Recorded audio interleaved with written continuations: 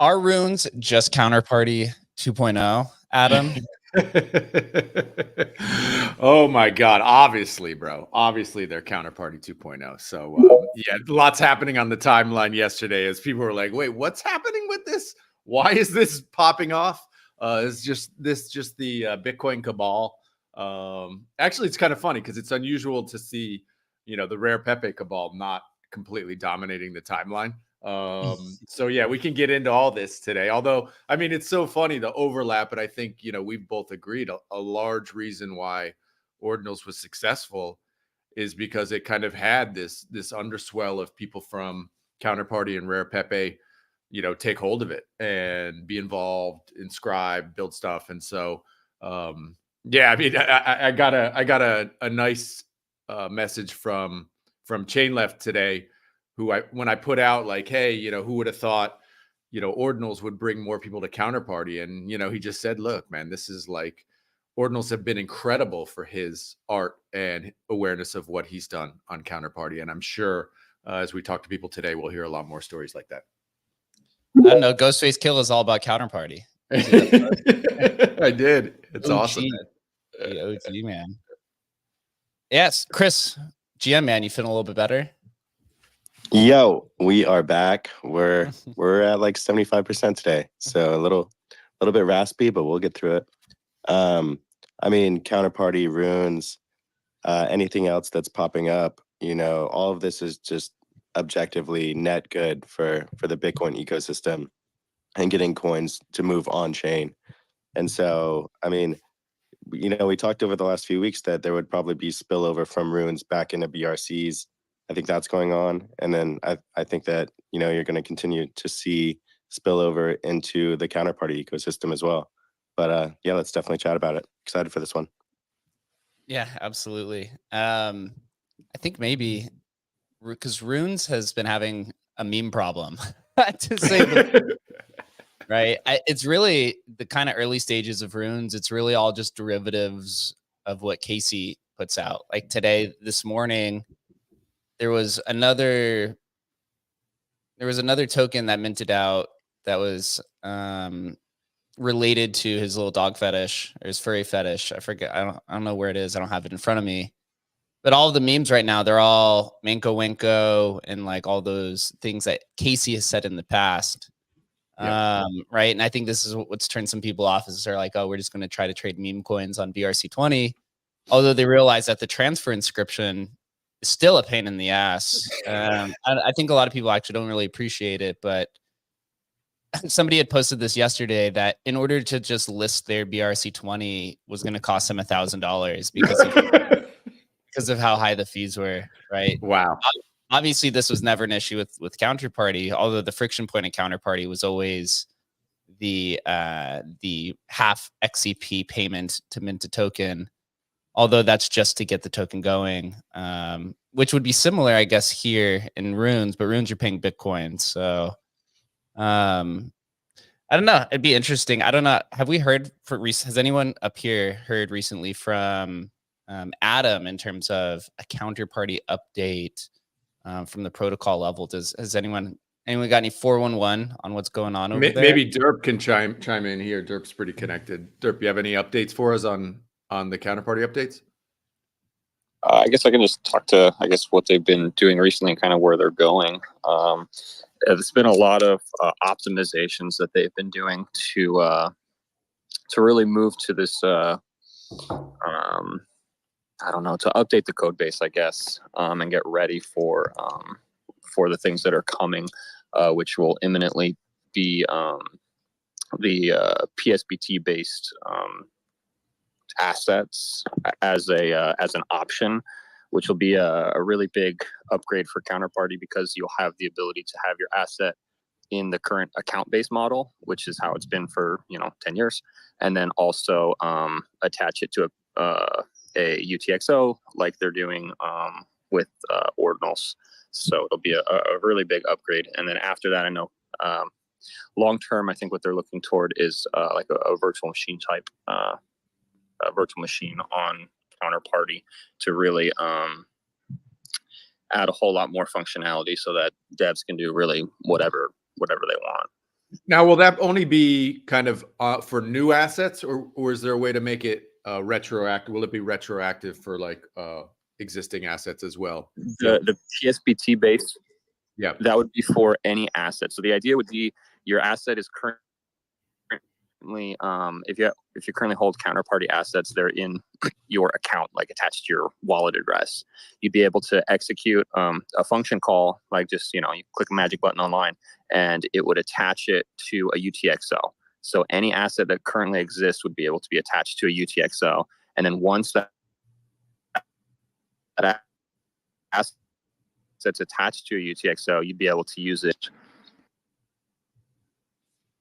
And then later, if you want to go back to the account-based model, you can click a button again and have a Bitcoin transaction that then takes it from the UTXO and puts it back into your wallet, I guess.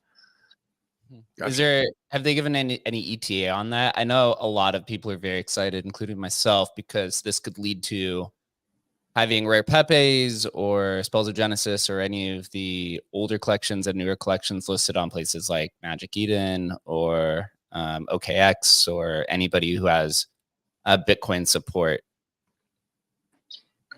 I think it's still a few updates away because there's some sort of core things that have to get upgraded first, because part of the issue that they've been working on has been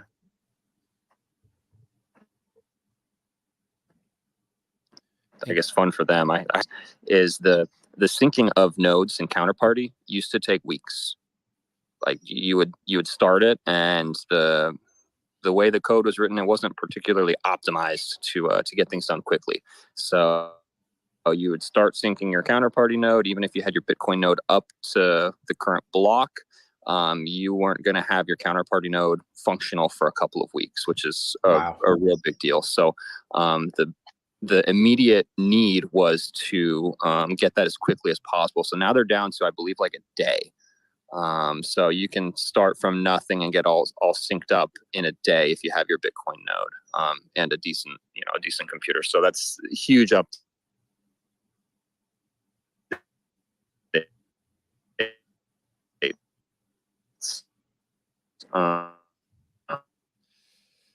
Yeah, Derp, I think you're rugging a little bit. Yeah, You hear that? he's sound, rugging. right? Yeah, he's rugging. Yeah, Derp, if you want to. Sorry, guys. Hold on. It's all good. Just Yeah, go no come worries. down and leave. We'll let you back up. My question then is, right, a PSBT support is a huge bonus. This also leaves counterparty assets susceptible to front running, which is kind of what's going on, right? You don't lose the asset, but in a buy sell situation, somebody could front run your Nakamoto trade, which I assume would probably be more prevalent in Rare Pepe because essentially it'd be the top. Bitcoin, it is still, I think, the top Bitcoin collection by market cap, which is always consistently excluded. I think just because some of the one of ones that people list, right, you could really manipulate the market cap. So I think like last sale, if I go to pepe.wtf, unless you know it off the top of your head, the last sale market cap, I believe, is $500 million, which would make that double what the top ordinals collection is at this moment in time, right? So, you have like people like who are running Satflow and some of these other snipers. If you're attaching a Nakamoto card to a PSBT, then people are probably going to sit there and try and front run it all day. So another thing, but it's still a huge positive, a huge bonus. I was doing the math the other day. Emblem has 100 Nakamoto cards inside of it. So it's like, it's what, $25 million in value. My question would be how many leave the ecosystem, right? Leave the Emblem ecosystem to go trade natively, or those who go and try to trade on different ecosystems, right? Once we deploy on Solana, how much of the Rare Pepe trading will move over to Solana? How much? Dude, they're never gonna leave, man, because the ability to put it not only on Magic Eden, but then it's popping off on Solana. Just ability to jump over to Solana, bro. They're never gonna leave, man. They can't. It is interesting. Going down a little bit deeper, maybe we could discuss some of the competitive advantages that Counterparty could possess once you have these upgrades, right? Because historically, Counterparty has been mostly just memes and art collections, although it was originally created, or at least some of the early experimentation surrounds DeFi kind of and RWA kind of principles. But here, maybe I'll ask Derp this because he's a little bit more technically savvy. Once some of these upgrades come into place, what type of DeFi capabilities, or maybe something that comes to mind that Counterparty can offer that something like runes or ordinals may not?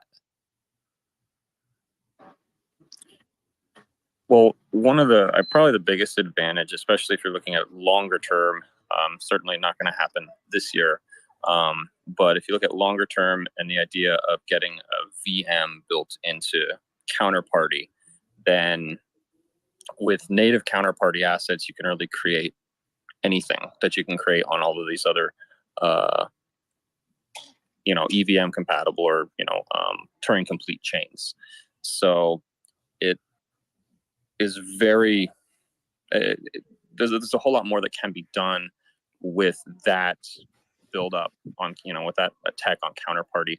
Whereas with runes or with ordinals, it would be a lot more difficult to build that sort of same broad scope of functionality because they're inherently tied to the layer one. That's kind of a big difference between Counterparty and ordinals or runes, and that's that you're abstracting the tokens from the layer one consensus rules. It's like with runes, if you have it, and if you have a rune, it's attached to a UTXO. You execute a transaction, it goes somewhere, whether it goes to another user or it's burned or another account, whatever.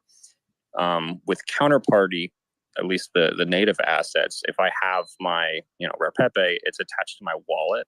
It's not attached to a UTXO in my wallet. So that ability to abstract from the layer one rules is part of Counterparty's issue. But with the ability coming to go back and forth between the two models, it's really going to add a lot of functionality. Let's go. I'd like to hear from some of the other speakers. Al, first, how's it going, bro? It was great to chat a little bit while you're down in New York. Are you looking forward to any of these updates, or do you have any comments on how it may impact Pepe.WTF once these upgrades are pushed through? I'm basically living, waiting for those changes right now. So, yeah, a little bit here, first of all. I mean, very excited for Counterparty because basically we are having the level of development we haven't seen, at least since I joined. So it feels like Counterparty is back on the road. So Counterparty definitely has difference with ordinals and runes and everything, as Deb was saying. But I think it also can be seen as an advantage because at some point, like having assets tied to addresses, like it can simplify things. I think that abstraction is also interesting. At the end, it lives on the social consensus of the Counterparty data layer, so saying somehow, even if it's all on top of Bitcoin transactions. But everything is living on its own social consensus. At the end, ordinals are living on the presumptions that Satoshi is moving away. So everything kind of has its own uniqueness. So for me, Counterparty is like a very unique thing that somehow, I mean, everything has its own rules, but Counterparty has something that not many things can say. It's like it has a track record of 10 years, basically. So if we are giving value to provenance, if we are giving value of what's on chain and history, it's hard to beat that, in my opinion. So very, very excited. Yeah, me too. Skrilla, you think once we get these upgrades in, you're going to start pushing some meme coins like what the all is doing over on Solana and Base and some of these other ones? You think that could come to Counterparty? Yeah, I mean, I don't see why not if runes hit. I mean, I'm not totally sold on runes yet either, but I know they're building shit out. It does feel like, ordinals in January last year or February. But I don't know, man. I'm still in the mindset that shitcoin on Bitcoin isn't the best thing, but I guess I'm probably in the minority on that, and No, you're probably in the majority. I think that's generally the majority take right now. I think it's almost yeah, that's the majority take. You're going with the crowd, bro. When are you going to go against it? Wow, fuck. Well, time to shift, bro. Time to shift. Yeah, I don't know. I think it's fascinating, the meme markets that have popped up. So I guess it is good for Bitcoin to obviously have that attention. And, XCP has tons of meme coins. Like everybody who's been involved in XCP knows, it's just the liquidity issues. They go quick. It's never been a great user experience.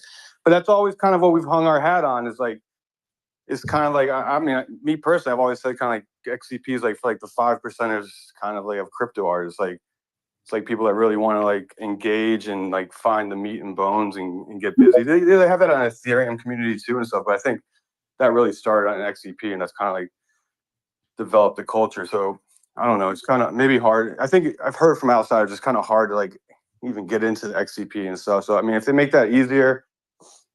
I don't know, the envelopes that Joe made. I mean, the XCP, the ordinal envelopes. Maybe you can do a rune one too. I don't know. There's. I don't know, bro. XCP is better than runes, obviously. Obviously, did you play around with runes at all? Make some art or do anything unique that you want to share, or did you do stuff on the down low for later? Yeah, I got a experiment I'm doing on runes where at block 841000 I launched a 1-of-1 DJ Pepe was here kind of game. So I kind of wanted to see if there's a meme pool rush at the time to see if people try to get it. I have a prize in mind, so I'm not going to announce anything, but I kind of want to play the game with that. So there's some fun shit you could do, but you could do that on XCP, right? It's just the attention's not there. Yeah, actually, explain that one to me because I saw it pop up on the timeline. I went to see if it was mintable, right? So it's gonna is it mintable on a certain block, and you're expecting somebody to obviously pay a lot of Bitcoin to try and grab that one, and then they'll own the only one in that in that rune, right? Is that the idea, just to see who gets it, and maybe you do something special for them? Yeah, it's just a fun game, and I honestly don't know what to expect, but I just that's kind of the fun of crypto art, in this side of things. play around with it. And actually, I take that back. You can't do that on XCP, I don't think, because you can't start a token later that I know of. Maybe you can, I don't know, but I haven't done that. So that is actually a new thing. So yeah, I just pinned that up top so anybody who wants to.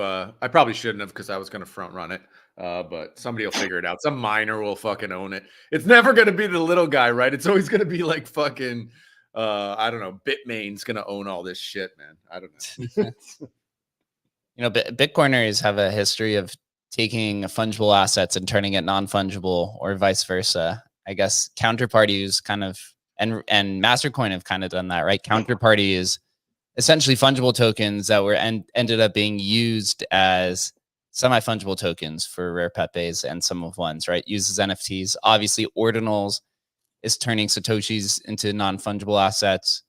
And now Skrilla here is taking runes, that's a fungible asset protocol, and turning it into an NFT. I've seen a few other people kind of follow suit in experimentation of it. I assume people will probably find other ways to leverage it and break it, right? Because I guess you could kind of use that rune as like a parent-child, and then do other things with it, create collections out of it. It is so, Jake, I have a question. Sure. Are runes? Is it? They're basically just a coin. So runes is the standard. Runes is just a fungible token standard on Bitcoin. Think of it as ERC20, but on Bitcoin. And there's multiple types of fungible token standards. Counterparty is one of them. You have BRC20, and then you have runes. And there's been a few other attempts across different protocols as well. This is like on the layer 1 Bitcoin. Yeah, and if you look at the top. Oh, sorry. Well, I mean, that makes a little sense to me. You know what I mean? It's I know those standards. You know, ERC20. Would you say BT? See, without a standard, you can't really. Sorry, go ahead, Skrilla. Go ahead, Skrilla. My bad. It might be a gap there. Well, I was gonna say, if you look at the top, like that thing, like, it's not just a word. Like, you could do an image, and like that's almost what I was trying to do with this experiment. Is like we're kind of like doing the same thing that we did the Counterparty. It's like you take a asset name, but you make it a crypto art piece. You put an image to it and stuff. So like you could actually make these like one-on-ones, like I think Jake was saying a second ago, like, and create like art on it. Like I think the Rare Puppets are doing something, like Rare Pups or something like that. They have like a coin, and then they're creating editions using the runes as well. So I guess I just want to point that out. So like literally, like when you create a token, you put a small image. This one, you can just put a little bit bigger image on inscription or a rune. Yep.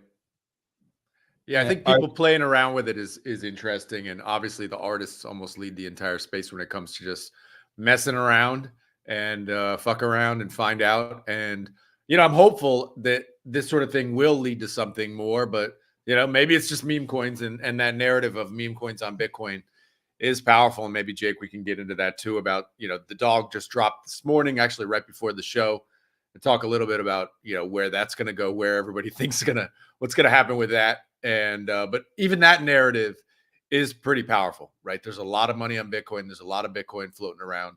And, what's the market cap on some of these going to be when you literally have $1 trillion in Bitcoin, to deploy? Is it going to be different than what's happening on Base or Solana or Ethereum?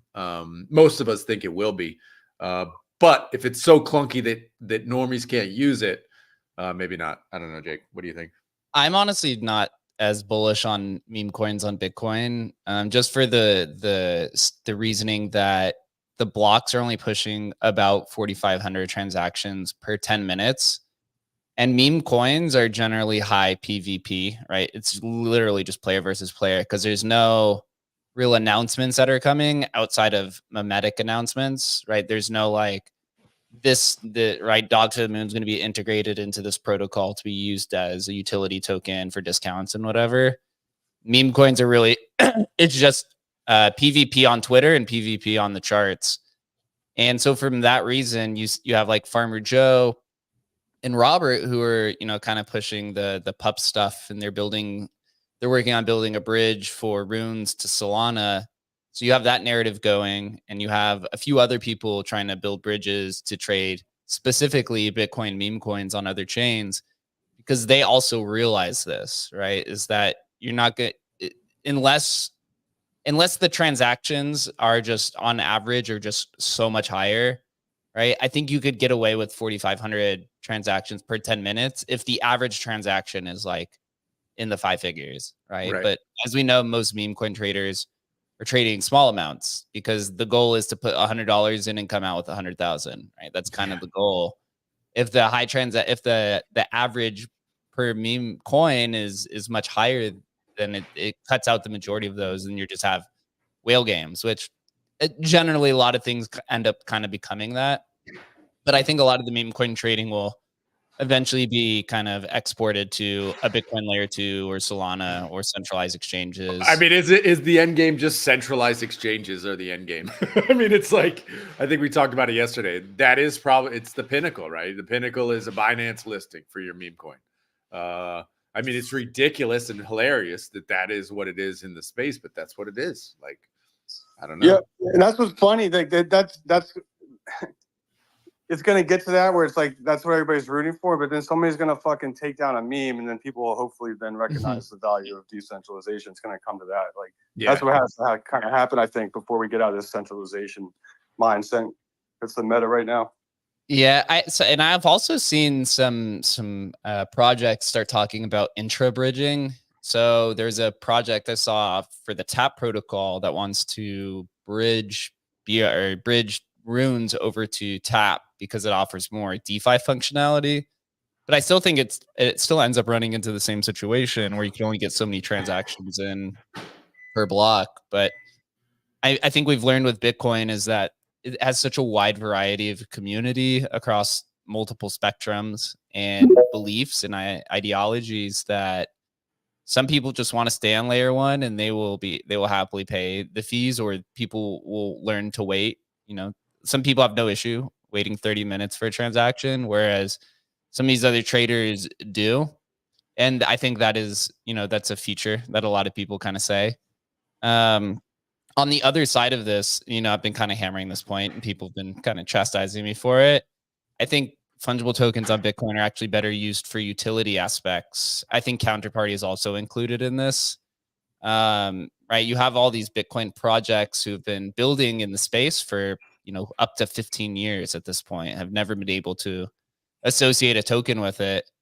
BRC20 was really the first one to the scene that had, I guess, technical capabilities to be integrated, although most of these companies didn't. Now you have runes, and a lot of these companies are looking through runes. And I went through the top 10,000 runes. There's about, I did, looking for projects. You're fucking hardcore, bro. If you guys don't think Jake's hardcore, you don't fucking know Jake, bro. Hardcore, I have a list. I'm gonna post the list once the 10K min's out. There's probably anywhere between 60 to 100, maybe 150 projects total. And to me, that just shows that there's teams, like, you'd be surprised. Some of these aren't just meme tokens. These are like actual legit like marketplaces and projects and stuff. They've been, thinking about how to tokenize, their company. And so, runes is one. I think Counterparty will also be possibly even more suitable because it has EVM capabilities. Like for Emblem, Counterparty could also potentially be a good option because, it's a cross chain, right? I mean, there is a vault that exists in a Counterparty token that Shannon had tested this, years ago with EVM, and it works, right? So I think it's possible that Counterparty could end up becoming more of like the multi-chain fungible token for projects who want to leverage EVM and, Bitcoin kind of features as well. Whereas some people who want runes, maybe they just want a degen, or maybe they want a little bit more of a Bitcoin native product, right? It'd still be to be determined because runes also has cross, I forget what the word is. It can be implemented or integrated into runes or into ordinals in specific ways. Like there's one that's called the recursive endpoint, which it allows the ordinal to be aware of a rune balance. So you could put a rune balance on an ordinal, right? And I think to Counterparty, there will be some unique things like that because there will be EVM capable, or whatever VM machine that they build, whether it's a Counterparty native one, EVM, or they add SVM, right? There's a lot of possibilities there. So there's a few hands. We're going to go to the hands first, and then we'll come back around. We'll go to Everyday, and then Bitcoin, and then Hook right after. Yeah. Hey, morning, Jake, Chris, Adam. GM. GM. I was going to say, bridging. I've been bridging since I was a teenager, right? I got my first MP3 player, and I had a piece of shit. I had a piece of shit coupe 4-door sedan thing that my dad gave me, and I bridged those MP3s with one of those stupid cassette players, right? You plug in the cassette, plug the cable in your. So that was like a bridging of two worlds. So bridging has been around. It's so true, though. It is so true. Totally true. I was gonna say, my wife tells the story of like, you'd have the radio, and then you'd have your little cassette player, and you'd hit record, and you'd record off the radio, bro. That's the first bridge, man. That's the first bridge. Yeah, mixtapes. So I love to think in analogies, right? And I'm trying to think. It breaks my brain though, because this is all digital. So it's not like we're bridging from one dying format or one new format to another, but like it's all digital. So I got involved from the early days in Counterparty. Like I was obsessed with Bitcoin, went into Counterparty. So, and I really don't think there's any kind of new idea going on when it comes to memes. Like memes were printed on Counterparty. You could issue your own text string. And if you go to xchain.io, you can look back through issuances all the way, 9-10 years ago, and see what the first ones. I think the first one was Test, was the asset, right? So call it what you want, but it's pretty fascinating to dig through the crates of those assets, because it's capturing whatever we were thinking about 9 years ago. Like I issued stuff, and I won't go through all the stuff I issued, but there are like, I issued Keurig. Like no one gives a shit about Keurig. I thought it was going to be worth something. Wait, like the coffee company? Yeah. So I've got that Keurig. No one gives two F's about the token Keurig. I got a good one called Dad Joke. I'm pretty proud of that, Dad Joke. Yep. But like I found, JDog 9 years ago issued the asset Rune. There's no artwork attached to it. The supply is 0, but it's not locked, so he could make it 21 million or whatever he wants.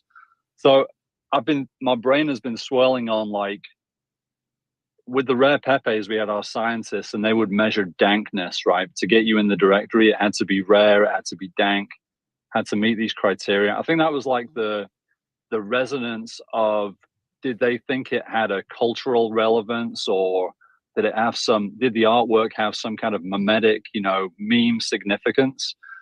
So it's pretty interesting now we're with Runes, we've kind of turned the clock back, and we're just looking at a 13-letter text string, and we're trying to measure the dankness of it again, right? There's not even really artwork attached. So anyway, I think it's all healthy. My entertainment, this is so sad. My entertainment right now is watching mempool.space. I don't know anybody else in real life who gives any time to that, but I'm watching it refresh. It's like watching a live auction, right? Everybody's trying to RBF each other. So yeah, I don't know. It's fascinating to watch. But it's a really good point. And I was actually reminded of the same thing, which is, I think Danny from OCM, On-Chain Monkey, put out a tweet like, oh, maybe the first 10K are going to be, hold some interesting significance. And I just immediately thought back to Counterparty and everybody aping into literally thousands of names, right? And, the so you understand, like the vast majority of them are nothing burgers, right? But, if Skrilla puts an interesting one out, well, that's probably going to hold more value than one that, stupid Adam McBride put out, right? So it's all that kind of game. It's like we're retreading a well-worn path here. And so it's almost this thing of like, well, we're just onboarding more people to the kind of these ideas which have been out since 2013, basically. These ideas have been floating around, and we're getting better at it. The marketplaces are getting better. The wallets are getting better. Everything's getting better and faster and easier. And, Well, what do you think about, I know there's a recurring theme of onboarding normies, and, everybody uses Netflix, Prime Video, Max, whatever your streaming service is. Everybody uses those things now.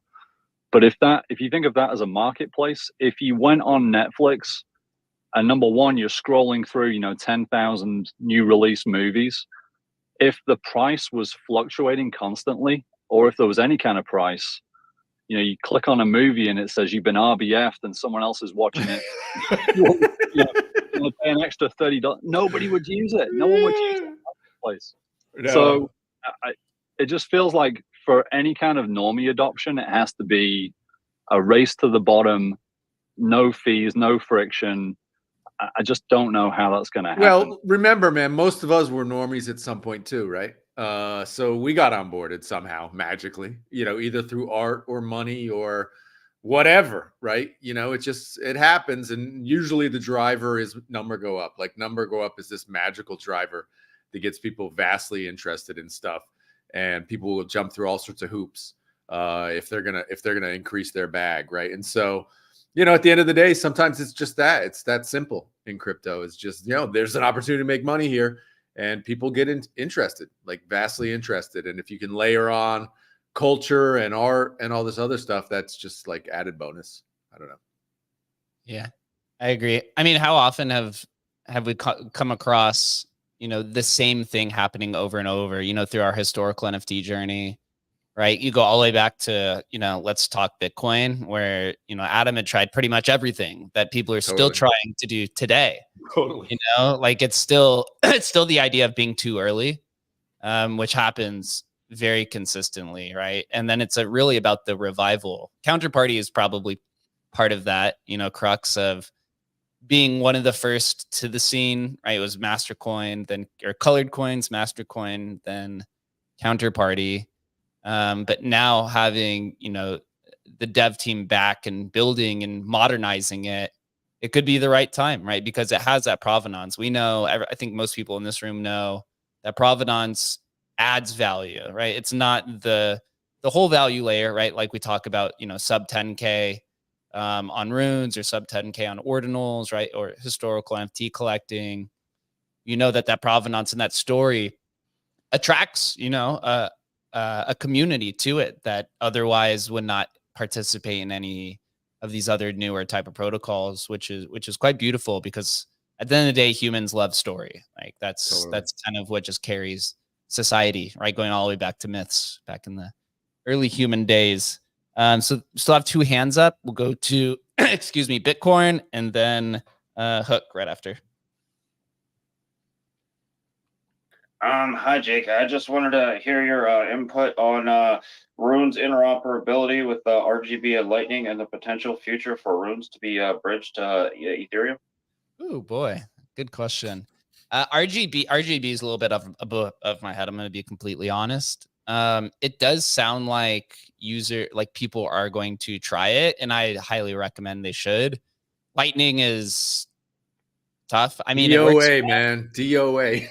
I mean, you have like Scarcity uses Lightning, and it's not right. It works pretty well. I think it generally, from what I've seen with Lightning so far, it comes down to qualified teams utilizing it and building a really good interface, right? Because you have to open up channels, and there's a lot of coordination that needs to happen behind the scenes. I don't know if Runes will really go to Lightning, just because Lightning is like a heavy Bitcoin, kind of like traditional Bitcoin kind of company. Whereas most people, at least currently who are on Runes, are coming from Ethereum or Solana or one of these other chains. And so that's where they want to take it, right? To this high TPS kind of place, which is what Lightning does. But I don't know if it would work well with interoperability. Do you have something to say? And then I'll continue. Think Emblem Vault will ever move Runes to Base? Yeah, we can. So Absolutely. basically, what we're doing here is kind of a twofold approach. So we're deploying on Bitcoin. Shannon is working on it right now. I've had a ton of conversations over the last few weeks. So once we deploy on Bitcoin, you'll be able to take any asset to BTC. So we'll be on ETH and Bitcoin through ordinals. Once Counterparty adds EVM, then eventually we'll be on Counterparty, right? So you can take it to whatever chain. Then our goal right after that is to deploy on Solana and all the ETH L2s. Obviously, with the ETH L2s, it's a little bit easier since they're all EVM because it's more of just like kind of a plug-in play kind of system. And you'll be able to move assets between these.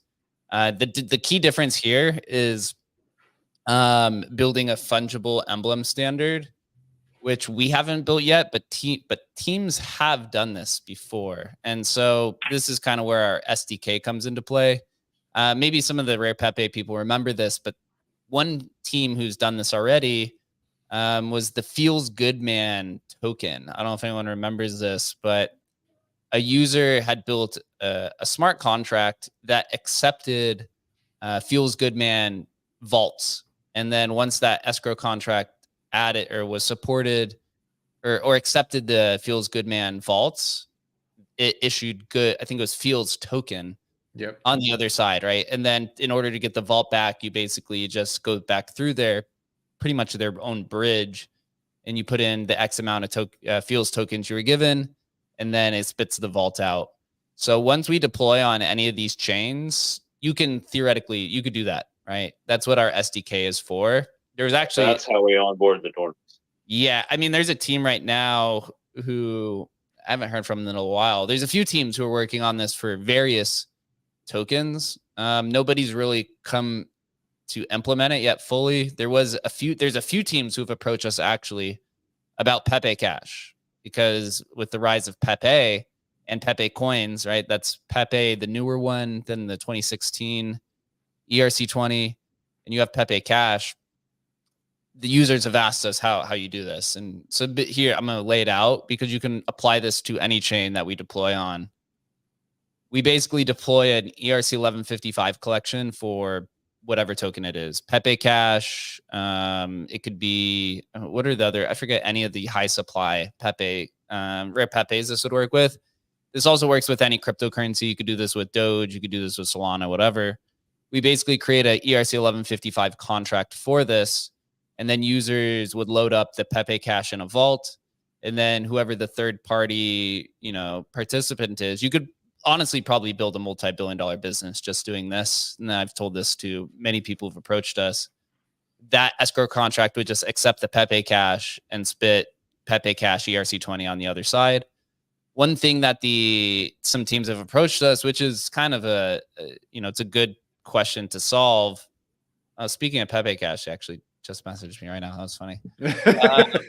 Maybe they're in the spaces. One of the big questions, it comes back to liquidity, right? Because when you're creating a bridge on the other side, you have to have liquidity pools, whether that's on Ethereum or it's on Base or it's on Solana. And so you need to acquire, whatever the underlying asset is. And some of these, rare Pepes, especially Pepe Cash, is becoming a little bit tough to find, or rare Pepe community just diamond handers and don't want to sell any of it. So you have to go about it in an alternative way to kind of build that. So go ahead. How do you feel about immortalizing Satoshi Nakamoto, aka Dr. Craig Wright, as a Bitcoin rune? Bro, you can make them now, dude. Go do it. It's like I did a couple this morning. It's already live. It's Bitcoin CEO Craig Wright. Send it to zero, my friend. Send it straight to zero. It also has original art. I drew this art of Craig Wright myself. Oh wow, it's amazing. Oh boy. So you're a believer. It has been inscribed on the Bitcoin blockchain as of last night. He's not a believer. He's the last believer. Oh boy, Craig Wright with hat. That's what's coming next. Craig Wright with hat. Let's go to Hook. I think was next, right? Yep. Oh hey guys, it's Dr. Popper. What's up, Dr. Popper? Not a whole lot. We've been out here cooking. I just was concerned because of the dangers of living. I live under a bridge. And those bridges that you can get exploited by unsavory characters. I mean, we saw that bridge in Baltimore fall down. That bridge fell. Yeah, that bridge fell down. But that like, fell. You gotta be careful about these bridges. Yeah. Well, you were mentioning Providence, Rhode Island earlier, and there's some bridges there that are very dangerous, unsavory characters who might exploit you. So you have to be extra careful when you're living under a bridge. Okay. 100%. Couldn't agree more. Bridges are dangerous. That's right. That's where I first started suffering from poor pains. Okay. So just be careful out there. There's some unsavory types. And I don't know. I'm a big fan of runes. Runes are man, they're pretty cool. I was under a Solana bridge, and man, there was a lot of traffic in that. That's some rickety ass shit. Those Solana bridges, rickety bridges. There's a lot of traffic. And sometimes I get very concerned that they're going to stop the traffic and the bridge is going to fall. So just be careful with these bridges out there. It's dangerous. That it is. Words of wisdom. Thank you so much for that. It's good to always be reminded that bridges are scary and can fall at any time. So be careful out there with your bridges. When can we bridge our runes to bells? To bells? Oh, to bells. Ooh. I think if we go aren't we going to go the other way? Well, maybe we will do it to bells. Once Bells 3.0 is live and kicking, man, it's going to be like the fastest chain on earth. So I talked to Shannon yesterday. He said, and we talked with Oil as well. Oil's who does Sandshrew. With Sandshrew, you could do Bitcoin RPC, which basically allows you to do kind of like a little bit more advanced, not smart contract, but more dev work or a little bit more advanced work. They said that this can apply to any UTXO asset. So we'll be able to, once we deploy on Bitcoin, we could deploy on Doge, Litecoin, and Bells, which would be kind of interesting. One thing is like, would it be useful bridging one UTXO asset to another UTXO chain? I guess it's a little bit, it's more decentralized and a proof of stake. And if Bells 3.0 is cheap, or Doge, I guess, maybe that would satisfy some areas of decentralization for some Bitcoiners, honestly. It's so interesting to think about the possibilities. But at the end of the day, certainly with meme coins, it's like, where's the trading at? Where's the liquidity at? Yeah, it's interesting to see. I mean, these ideas about bridging over. Go ahead. We're just going to bridge the runes to BSV. We have bigger blocks. I mean, the problem is there's no reason to, right? Nobody has money over there. Nobody's buying anything. So many runes in our blocks. Yeah, but nobody gives a shit. If nobody's going to bridge stuff if there's no buyers on the other side. Does your blockchain have a major court case? If there are no buyers, nobody's going to bridge. There have to be buyers sitting on the other side of that bridge. Always. That is the only reason people will bridge, is that there's just a shitload of people over on that other side who are ready to buy. So I'm all about bridging. Everybody's going to Bitcoin Cash now? Hey, it's possible. I mean, at the end of the day, right, people who are using bridges is generally for a few reasons. I would say number one is definitely liquidity. Right? That's historically what Emblem's been used for. I would say this is historically what most fungible bridges are used for. And then second is probably scaling, which I think is the heart of this conversation is, hey, we can only trade, X amount of meme coins per 10 minutes.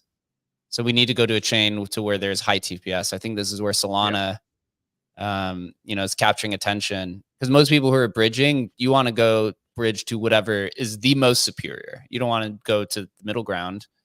I mean, if you go back to 2021, right, why Rare Pepes were selling and as well as Genesis were selling on Ethereum is because that's where all the NFT liquidity was. Like at the end of the day, now all the fungible liquidity is on Solana. So I think that's where people are identifying. That's where they want to take their runes. The question is, will other what'd you say? I want to take my runes to base through Emblem Vault because I don't want my holders to be Farmer Joe's exit liquidity.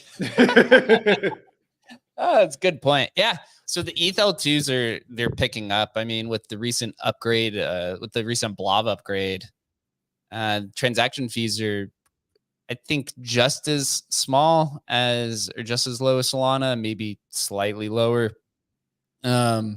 The infrastructure for some of these L2s are not, I think, to the standard of what Solana offers. Although Base has a unique narrative because Coinbase is obviously showing that they're going to send all of their off-chain users through Base to interact with the rest of the crypto economy.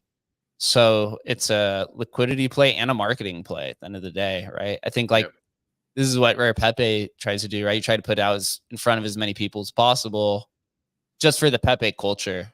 There's all kinds of different Pepes on every chain.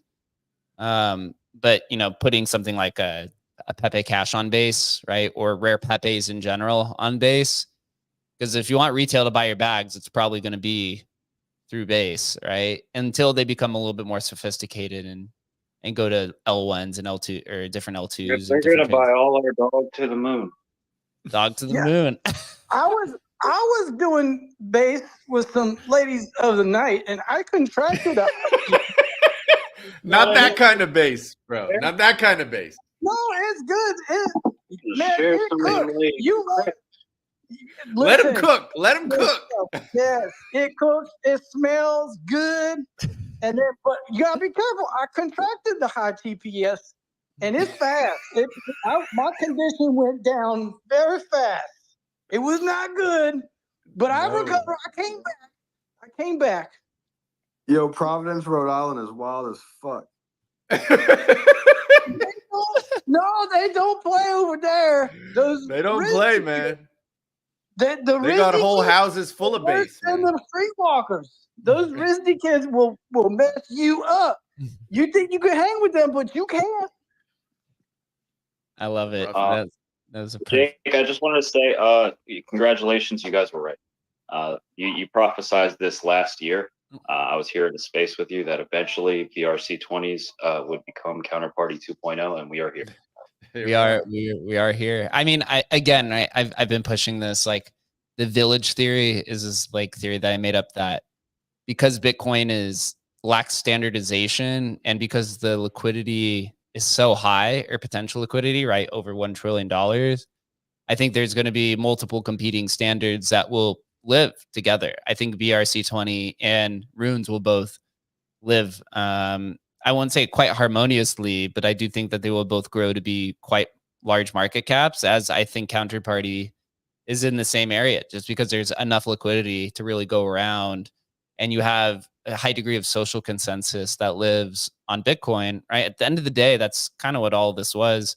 The reason Rare Pepe is a collection is because everyone is buying into the hallucination that all 1,774 of these are part of the Rare Pepe collection. There's no smart contract enforcement or, I guess, parent-child provenance that links them all together. And so I think that'll just continue to keep repeating on Bitcoin for a while. But the ones who have their foot in the sand already are the ones that are most well-suited to capitalize as Bitcoin, pushes to multiple trillions of dollars. And this is this kind of gets to the heart of the conversation again with Counterparty 2.0 is, once all these upgrades happen, PSBT obviously is great for traders, but it unlocks, other types of applications, right? Like swap tools, DEX tools, maybe types of NFTFi. And then you add EVM or a VM on top of that, and it really opens it up to bridging, right? And these kind of cross-chain capabilities and whatever else comes forward. But the big question will be... How do we see Stacks surviving next to Merlin? Right. I think Stacks will be fine, to be honest. Merlin is really just a casino backed by Bitcoin assets at this point. Those BRC20, those JSON files are as bloated as a body that we found in the river under the bridge. Well, I poked it with a stick, and boy, that thing was bloated. We can't have that on Bitcoin now. We gotta have something more efficient It's than too that. late, man. Bro, it's too late. Those bodies are piling up. It's too late. What is that? Boy, those BRC20s are fat. We gotta get them out of here.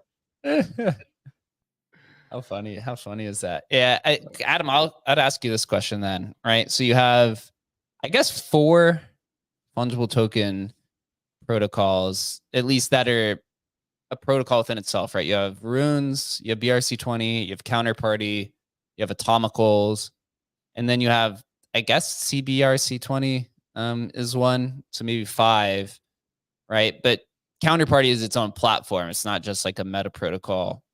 Yep. Do you think there could be a thriving DeFi ecosystem that maybe caters towards some of the original vision of Counterparty? I think, or would it be attractive to people outside of the Counterparty community? I mean, all those you just mentioned, my gut tells me all of those will not survive. Only because if we look how Counterparty survived, you had this core of, just hardcore people who were in it early, had huge bags, wanted to keep those bags going, and then basically 1 or 2 devs to kind of keep it clunking along. And I guess that could kind of happen with what's been built up, but certainly there's enough behind Runes and BRC20s where you feel like these are going to last because there's so much momentum. But you just you never know. Like if it dies away and devs die away, some of this stuff isn't going to survive. We know that for sure. Like some of this stuff, it'll maybe be resurrected in a decade by other people who are interested in it, kind of like geeks like us. But it just feels like some of this, there's not space enough, there's not mind share enough for all of it to survive. It's just the network effect type of thing where only one is going to kind of like be the dominant, and then you might have like a really weak number 2. I don't know. That's just kind of the way it vibes out to me right now. But of course that could change, and it could be some other random out of the blue thing comes and dominates everything, right? I don't know, man. It feels early game, too early to call what's going to kind of survive.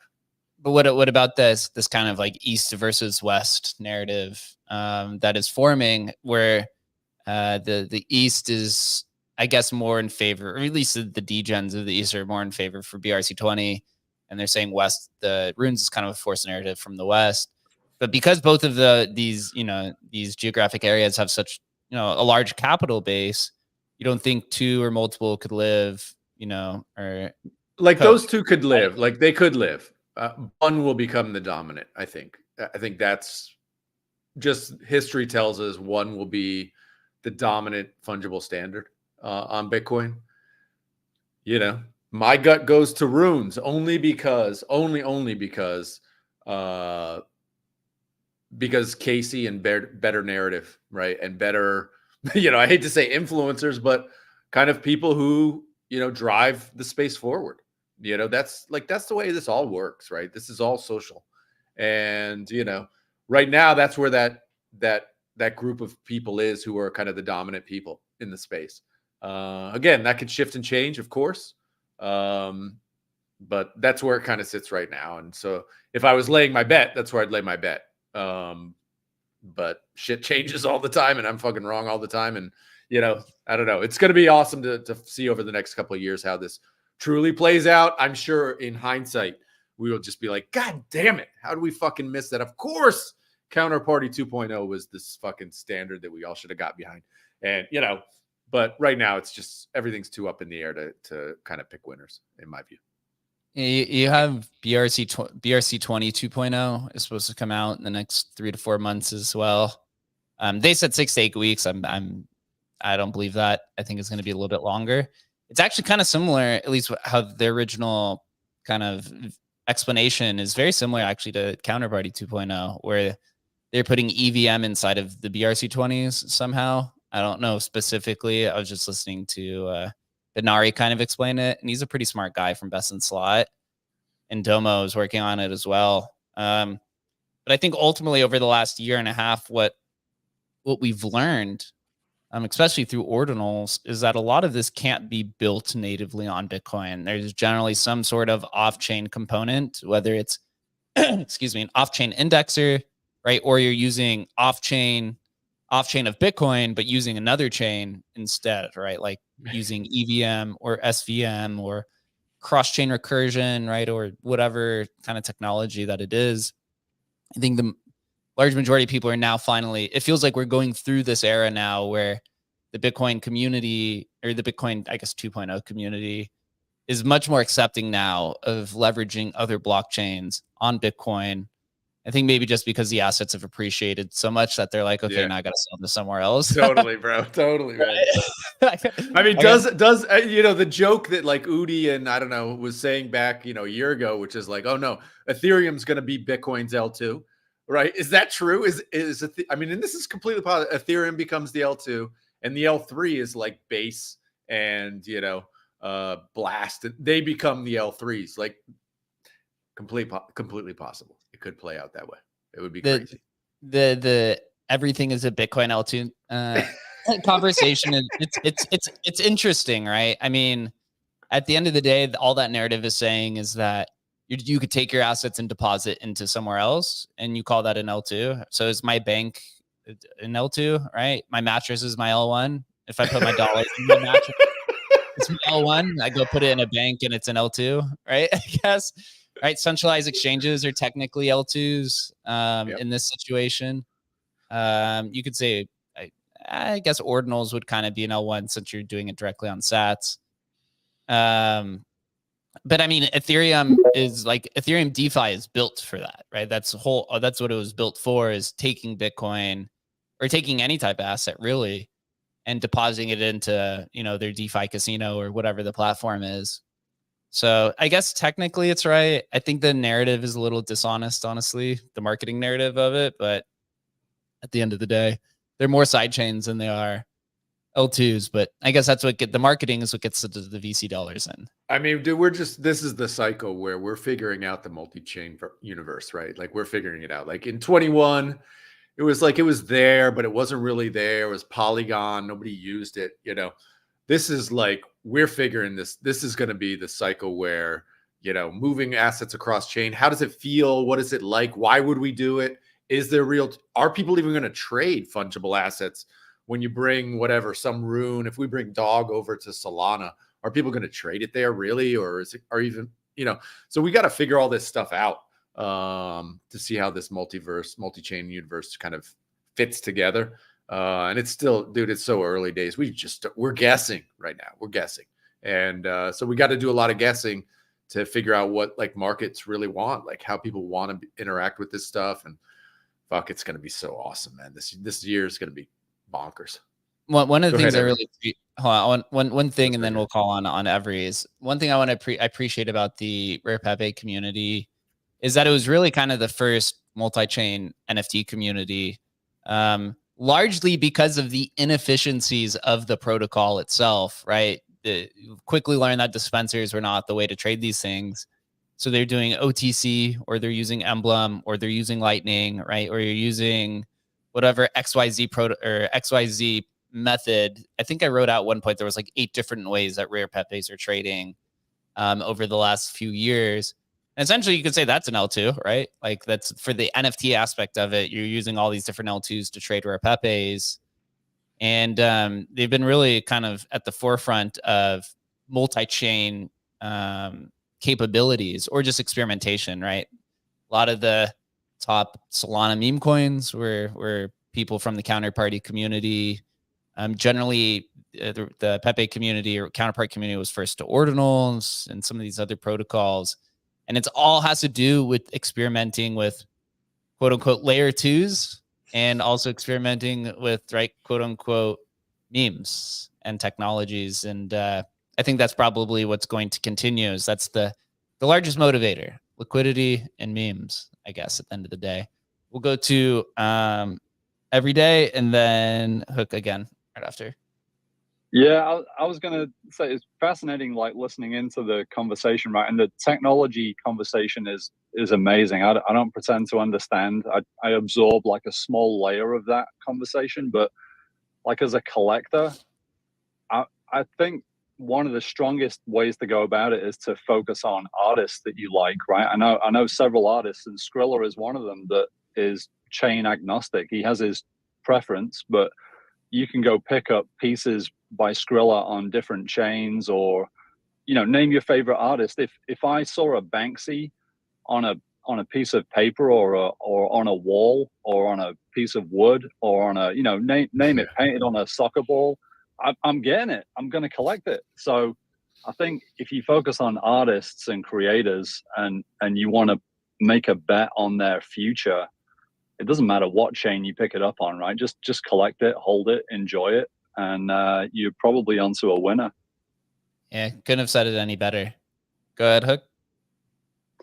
I want to raise some awareness for that furry guy who likes furries. Casey, he's a national treasure, and if we don't get to a certain market cap, he's going to have to disavow himself. Yes. So I think we need to make sure we generate as much awareness for Runes as we possibly can, because that guy's a national treasure. We can't let him go out like that. Actually, today I put a post out right before the show. I think the total market cap is, excluding the first one because it's 99.9% pre-mine, is sitting around like a $700 million market cap. You have Arsic, Dog Go to the Moon, and the Runix token are all 250 million piece. So now there's no place to look at those on a chart of any kind yet, right? It's all just like an order book. Basically, we're looking at on Unisat or on Magic Eden. I've been using Sat Screener, has the market caps. So OX Dima, a lot of people may know him. He's one of the Stacks guys, the Stacks traders or whatever. They just got 500K in funding, and that's what they're building, is the deck screener for all Bitcoin fungible token protocols. And it's what is it? Sat Screener? Satscreener.com cool. is the one that I've been using, at least to just look at market caps.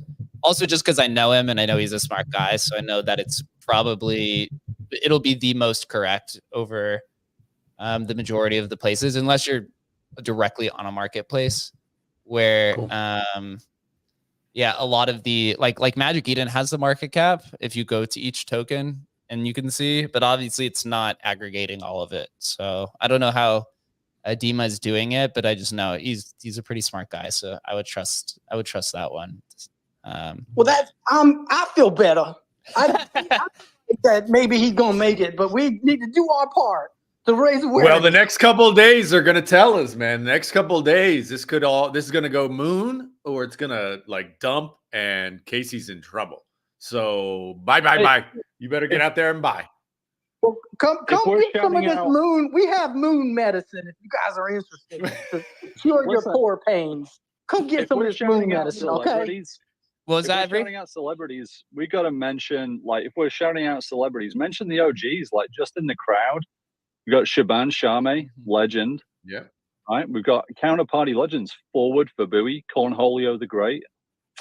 It's like a who's who of OGs in the crowd. It's amazing. Dude, I mean, one thing I've learned, the Counterparty community may be small, but it's definitely a tight-knit community. So everyone believes in it. It's a very strong community. I mean, it's the individuals, again, are the one who are starting a lot of the trends. I mean, at the end of the day, the Counterparty community was first to sell their NFTs on other chains, right? It was the first there were a lot of the main motivators that were earliest to ordinals, or that they were using Lightning Network with scarcity, or, XYZ things. It's generally the XCP community, or people who, come from it in some capacity, are the ones who are generally first to the scene, or some of the earliest, right? I guess you could say really is the community that maybe it was scorned by the Bitcoin maxis. They were the first one also, right? Scorn, get the spam off of my blockchain. Well, I mean, for sure, the number one thing of the takeaway of takeaways is like Counterparty isn't going anywhere. Like, what's going to be here in 20 years? I guarantee you Counterparty is going to be here. Whether or not Rune survives, that's up for debate. But there's zero question Counterparty is going to be here. Zero. Right. Yeah, well, Runes, you have to run the indexer. So yeah, we love to party on counters. It's a good time. But when you stand on it, you can like kick stuff off. You can like kick that medicine right into somebody's mouth. It's good. It's a good bro, time. Hook, you are welcome on Spaces anytime, bro. I followed you. You're welcome back anytime, man. I love your content, man. Well, thanks for having me. I'll do my best to keep up with you high tech kids out there. We don't have community. We've got users, okay, and they're hooked for life. Okay, so we're glad to have you guys hooked, and we're ready. You want to discuss any upcoming topics in the space? We got you. We have all the underground info under the bridge. Come see us. Love it. Let's go. Yeah, it's gonna be an exciting time. We'll have to catch up with Adam whenever he comes back out from building and has another kind of update, to say the least. I don't know if there's anything else. No, I think for tomorrow's show we're gonna have to dig into like what the price action is on Runes over the last, like, from right now, because Dog kind of just dropped till tomorrow. It's gonna be interesting to see what happens over the next 24 hours for sure. Yeah, I thought it was actually going to dip down to like 100 mil. It does not appear to be that way at all. I think it's now close to 300 million. Wow. Yeah. I mean, a lot of us, you and I were talking offline. It was like, well, is it going to drop? And if it drops, maybe it's a buy opportunity, right? So I think probably if that was our mindset, it's probably a lot of people's mindsets, right? So yeah, it's going to be interesting to see. Yeah, it looks like Cube. I don't know. I've never heard of this company. Cube just listed Dog as the first centralized exchange, I guess, to list it. Dog/USDC. And I assume it'll probably continue. A lot of these will continue to add them over time. So I think we'll wrap it up here. At the end of the day, Counterparty 2.0, there's still a handful of, I guess, questions in terms of like what are the capabilities, but also kind of what else can it be leveraged into. We talk about this a lot of seeing native functions, or something natively be created, like decentralized betting. I know was something Counterparty wanted to do for a while. That does not exist anywhere on Bitcoin. So creating something on Counterparty that doesn't exist on any of these other protocols, I think would be vital to onboarding new users to use Counterparty in some capacity, right? Also, one of my big questions is, once you have PSBT support, will the tokens trade more like NFTs or will they trade more like fungible tokens? Obviously, you can't really do the batch trading like you do with BRC20, but each token is individualized, with an image on it or whatever creative thing people use as within the description field as a pointer. But that's kind of right, because if you had a sweeping function, it will probably trade somewhat like NFTs. But I think there's still room there that is different from what is offered on Runes and BRC20. So I think that'll be, and you could probably create some very unique kind of trading experiences that doesn't exist anywhere on Bitcoin. So maybe we'll have to catch that back up in another month. Chris, you got any final closing words or final thought? Just to keep a lookout for that new exchange called Cubix. It's led by Bartosz, who is one of the senior engineers at Solana Labs. So he has a ton of experience in the space. Massive gigabrain that's been developing some of the best products in the space for a while. So that's definitely something to keep a lookout for. Oh, wow. I did not know that. Yeah, they had just listed it. So they're hopping on. It looks like a lot of the Solana people are interested in Bitcoin fungible tokens. Maybe we see a war there. I mean, you have Zeus, who's a Bitcoin or who's a Solana L2. Cubix looks like they're interested. You have Farmer Joe's bridge that he's building. I think he said he was going to try to use DLCs in some capacity, but still largely to be determined. I mean, if there's billions of dollars of liquidity on the other side of that, right, then there's a lot of opportunity. The one way I'll end this kind of here. The way I look at like the bridging kind of ecosystem I compare it largely to the international shipping industry, because what are bridges? What are vaults? Right? What are wraps? What are intra bridges? It's just a way to move an asset from one area to another. And this is literally what the shipping industry is, right? If you think of blockchains as countries, right? You have, shipping containers, you have planes inside of, and then also within countries, you have, right, UPS, you have Amazon, you have drones, you have helicopters, whatever. So people are going to try all kinds of different ways to move these assets between, because that industry is quite large. I mean, I tried to get a global GDP on the shipping industry, and it's somewhere between 5% to 10% of all global GDP, right? And so if you take that and you try to compare it to the crypto industry, right now that would be about a $200 billion industry. And so it'll largely be in the trillions at some point in the next few cycles. So there's plenty of opportunity, because at the end of the day, if you want to leverage the strengths of each chain. This is something that we wholeheartedly believe in. And it seems like Bitcoin is becoming this place where you mold or create assets on, because it's going to be here forever. So you have the permanence and the provenance of Bitcoin. And then you go take it to another country, right? That happens with champagne that's only mostly created in France, right? And different gold mines and mineral mines and stuff. It's this same exact thing that's happening here, just in a completely digital and kind of remote capacity. So, and that all started here at Counterparty. I can feel very confident saying that the origination of multi-chain was through the XCP community. So it'll be exciting times over the next few months. I appreciate everyone who joined us today. It's always great getting with the Counterparty community, because it's always for, really forward thinking kind of conversations.